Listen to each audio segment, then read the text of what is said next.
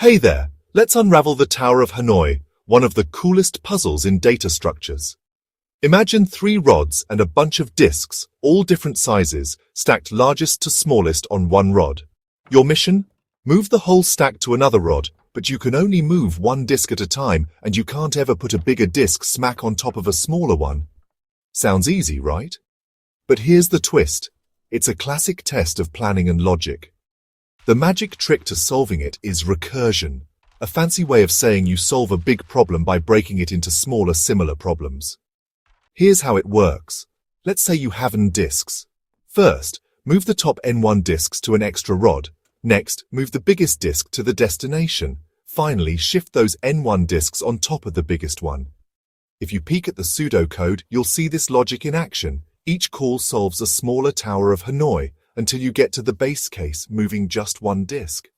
Let me walk you through 3 disks, step by step. Move disk 1, then disk 2, then disk 1 again, and so on. 7 moves in total.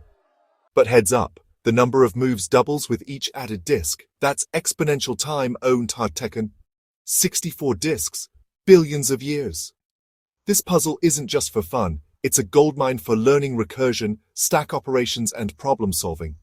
So remember, the Tower of Hanoi is your go-to example for recursion, breaking down complex tasks and flexing those algorithm muscles.